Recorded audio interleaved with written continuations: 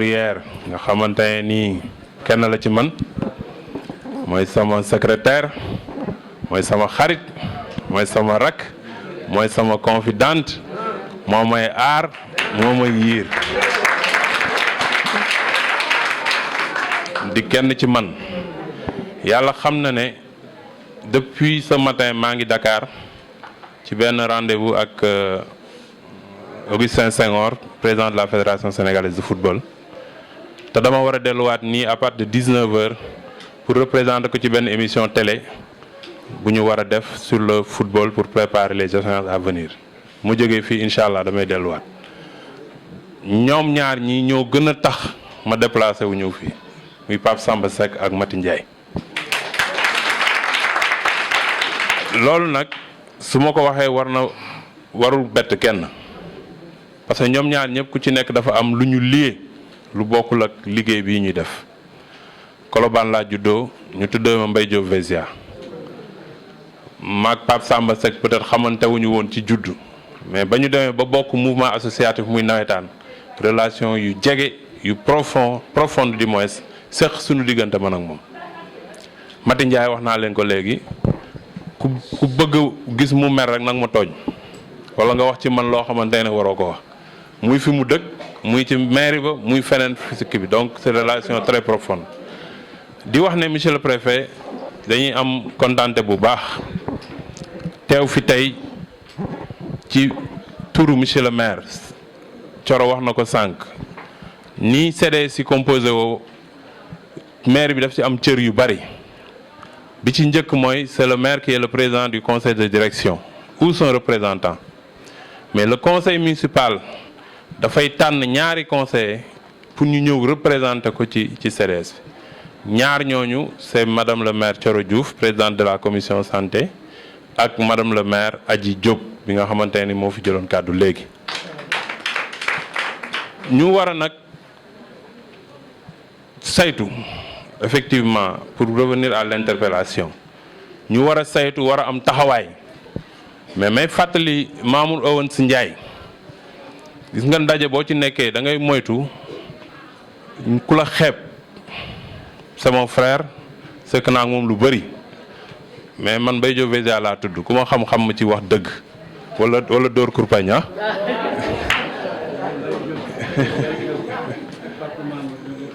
fois bu ñu toog jotaay neex rek ñuy wax loo xamante ne nii aussi maîtriser wuñ ko nit ñi di ko yóbbaale parce que man bokk naa yàlla dimbali na ma ak ci taxawaayu docteur Mbaye Thiam bokk naa ci nit ñi ñu tànnoon ci région de Dakar pour ñu former leen pour ñoom ñu retourner waat dem former ji ñi nga xamante ni mooy CDS defe naa bi ñëwee fii au niveau de Rufisque docteur daf ma envoyé woon dans la zone de Tivaouane Peulh ñàgg quelque chose comme ça defe naa foofu laa demoon je me rappelle plus ñooñu ñëpp ak ouest ak mairie ouest maa leen defal formation donc loolu yëpp xam naa le fonctionnement des CDS mais yàlla dogal na aussi bi ñu taxawalee CDS yi effectivement monsieur le préfet am na ay manquements yu tax loolu doxul parce que man mi di wax je suis président de CDS à Guy Mouride mais taxawaay bi ñu waroon taxaw dans les CDS ay la yëwén nag taxawaay boobu des na Thioro am na lu mu ci wax sànq parce que dafa am lu ci manqué ci processus bi parce que ba ñuy dañu former tout simplement le secrétariat exécutif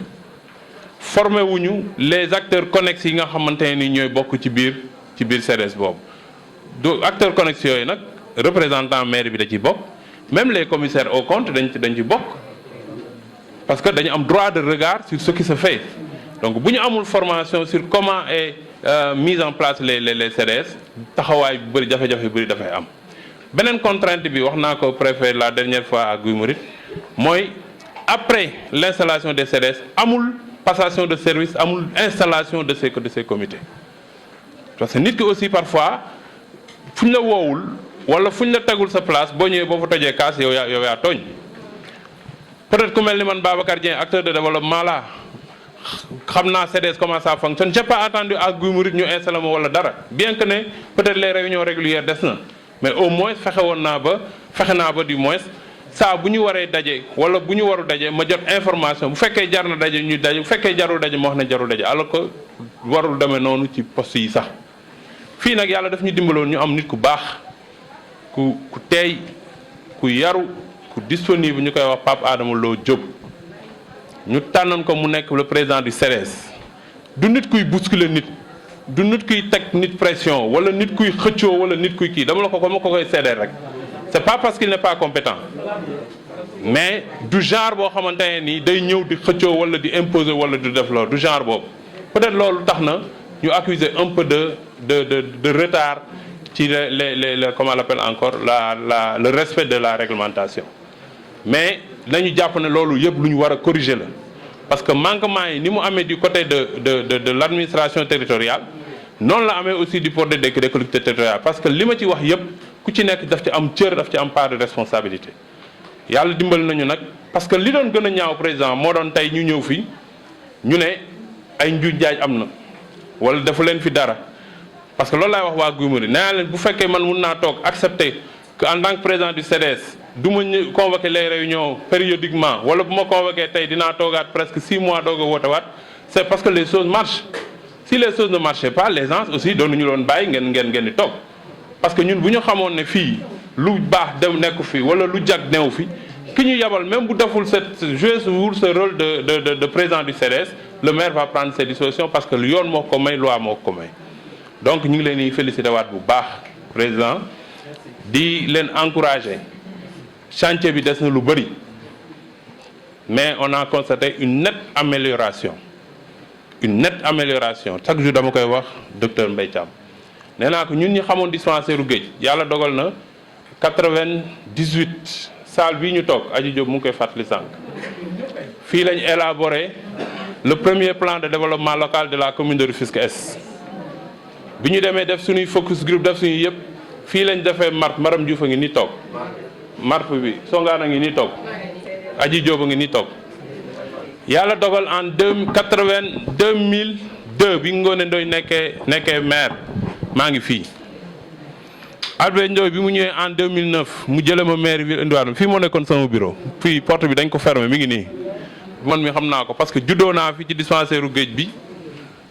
le jeudi 22 mars 1974 à 7h10 ah donc yàlla dimbali ma aussi ma def fi samay premier pas ci administration territoriale donc xamoon naa fii ni mu mel docteur da nga lay remercier parce que ñun Tëngéej rek lañ am fonctionnaire nga tu es habilité à changer tu es habilité demain à servir dans d'autres contrées mais sa taxawaay ci Tëngéej amal nañu ñun njëriñ bu am solo parce que gis nañ fi nga yóbbu dëkk bi gis nañ jour ma njëkkee am problème bu bëñ fii laa ñëw ñu faj ma defal ma régleel ma sama problème dindi ma sama benn bëñ yàlla bu beneen dañaat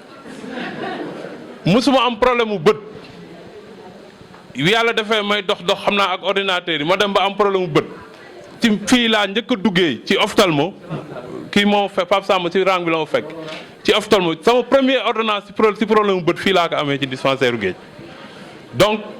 te loolu population yëpp mën nañ ko témoigner loolu nag lañ soxla mais soxla nañ leneen am na yeneen service docteur si c'est possible war nañ ko mën a am parce que résultats yi ma gis fii en matière de gestion c'est des résultats très louables très salutaires yoo xamante ne ni tey mën nañ ci teg suñu baaraam ne poste de santé bi ou bien centre de santé bi dina gën a développer dina gën a améliorer loolu nag dañ ciy ñaax l'équipe mais ñaax ci population yi parce que ñoom rek mënuñu def dara faut ñu am aussi cette capacité de mobilisation des ressources autour du poste de santé li koy indi mooy la fréquentation parce que tey schéma nan ngeen ko tuddee sa carte sanitaire dafa am nu mu taxawee pyramide du moins boo feebaree demal ci poste de santé bi la gën a jege bu fekkee poste de santé boobu mënu la faj mu référé la ci centre de santé mais bu ñu fi bàyyi suñu centre de santé bi parce que la ñuy dem di wuti feneen am na fii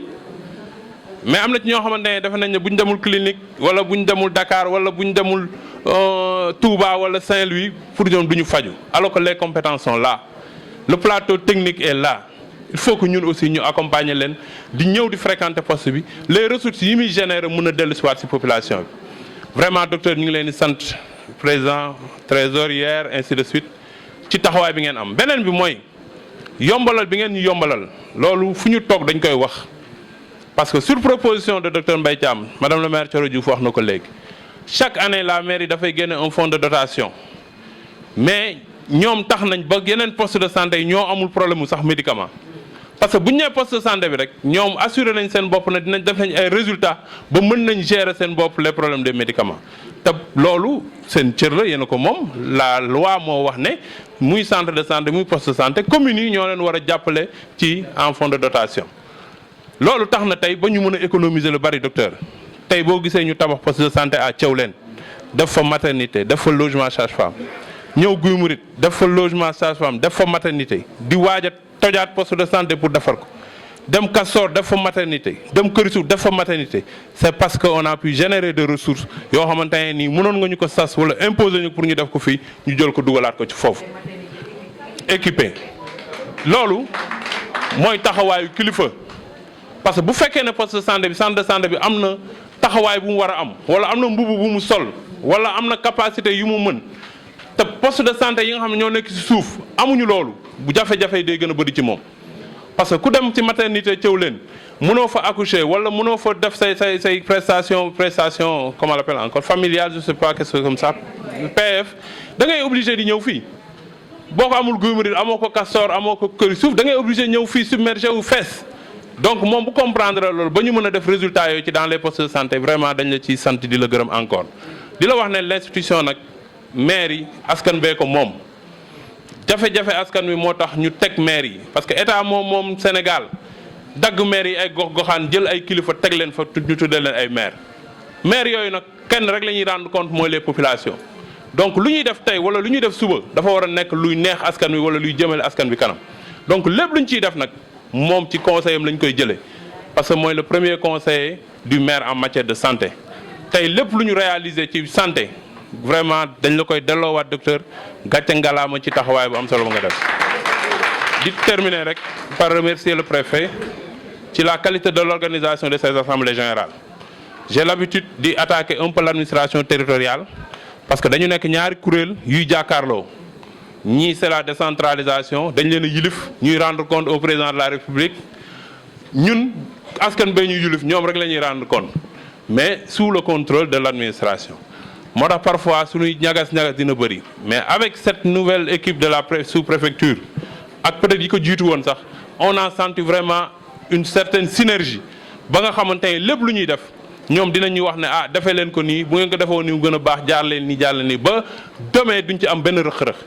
yàlla mu ngi ñuy musal depuis ñu installé fi ba léegi amul benn jour bu ñu interpellé nañu li ngeen waroon defu leen ko wala li ngeen ko defee du noonu donc vraiment préfet aussi ñu ngi leen di sant di leen gërëm ci tenue wi ci régularité réunion yi ci régularité tenue assemblée générale yi di ñaan yàlla équipe bu bees bi ñu fiy fal yàlla leen yàlla may kattan yàlla dëgëral leen yàlla jàppale leen aussi ba résultat yi ñu am yu ko gën a kawe ba bu d'ici 3 ans 4 ans bu ñu fi ñëwaatee fekk fi loo xamante ne ni aussi gën na kawe suñu njort en tout cas tous nos encouragements et toutes nos félicitations asalaamaaleykum wa rahmatullah